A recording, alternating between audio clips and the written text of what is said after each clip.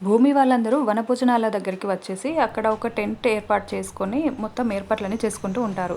కార్తీక మాసం చుట్టూ కూడా కనిపిస్తోంది. మనకు దగ్గరలోనే ఇంకొక టెంట్ కూడా పడింది. అంటే ఆ టెంట్‌లోకి వేరే వాళ్ళు వనభోజనాలకి వస్తారన్నమాట అని చరణ్ అంటాడు. అవునురా! కొత్త వాళ్ళని పరిచయం చేసుకొని ఇలాంటప్పుడు వాళ్ళతో ఆడుకోవటం కూడా చాలా బాగుంటుంది అని ఇందు చాలా సంతోషపడుతూ చెప్తూ ఉంటుంది.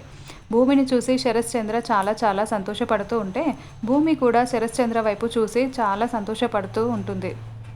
అప్పుడే గగన్ వాళ్ళ కారు వచ్చి అక్కడ ఆగుతుంది. గగన్ కారులో నుంచి దిగుతూ ఉంటే, పోకిరి వచ్చారు కదరా అన్న మహేష్ బాబు డైలాగ్‌ని వినిపిస్తూ ఉంటారు.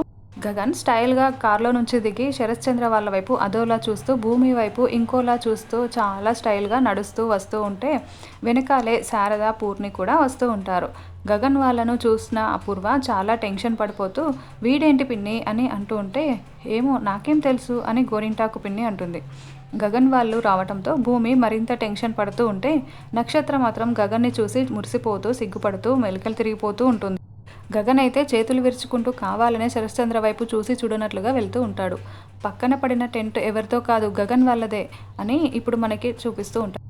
గగన్ వాళ్ళ టెంట్ దగ్గరికి వెళ్ళి కాలు మీద కాలు వేసుకొని కుర్చీలో కూర్చొని ఉంటే, శరశ్చంద్ర వాళ్ళ టెంట్ దగ్గర కాలు మీద కాలు వేసుకొని కూర్చొని గగన్ వైపు కోపంగా చూస్తూ ఉంటారు. ఖచ్చితంగా వీళ్ళు నా కోసమే వచ్చారు మామయ్య.